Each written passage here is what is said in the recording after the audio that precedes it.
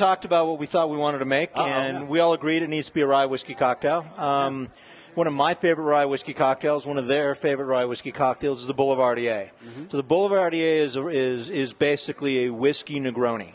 So a Negroni, as most people know, is equal parts of sweet vermouth, a red bitters like Contratto or that other one, and gin.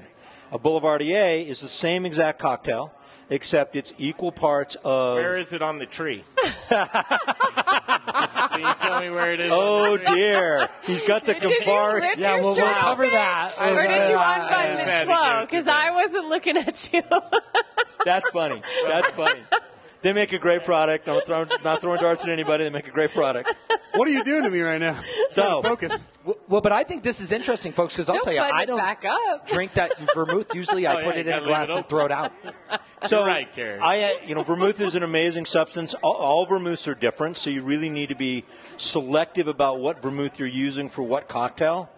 Every one of these is made differently, and any sweet vermouth will work for either a Negroni or a Boulevardier. But really, the individual person, the bartender, whoever's making the drink, needs to take some time, taste the different vermouths, experiment, because they're different. It's balanced. What's the difference between a sweet and a dry vermouth? So it's really, really basic. A sweet vermouth is typically red or brown. It's going to be very complex as far as its botanical makeup. It's almost to the point where it's an Amaro, but not quite. And that's a sweet. Where a dry vermouth is going to be much more one-dimensional. What is vermouth made of? Like, what's the base? So the base is wine. Because it does have alcohol in it. It does have alcohol. Typically, a vermouth is going to be about 16%, some as high as 22, 23%. Okay. And it's an aromatized wine. So it's a wine that is made with botanicals. Okay. And historically, they were medicine. So what you're doing with this type of vermouth, and this is the style that comes from the area around Torino in Italy. God, making a mess. Look at you. Geez. Well, he took it down like a chicken, man.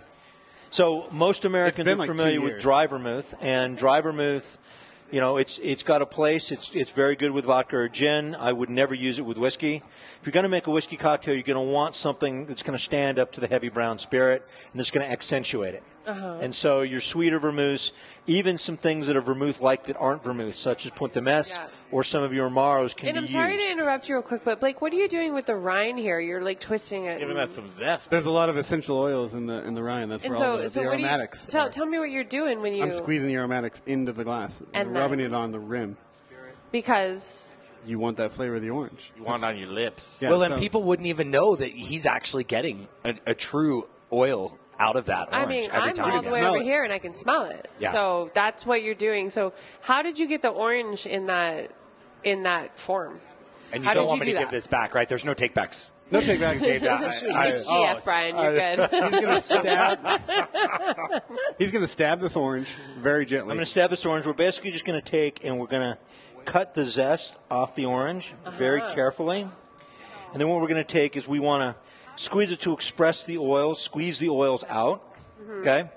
And then just put a little bit of that oil around and down the side of the glass so that when the person drinking the cocktail is drinking the cocktail, they get a little bit of the oil on their fingers and they can smell it, and it triggers the smell receptors. Yeah. It's almost a little sexual. You just twist it. I'm getting a little turned on. I don't know.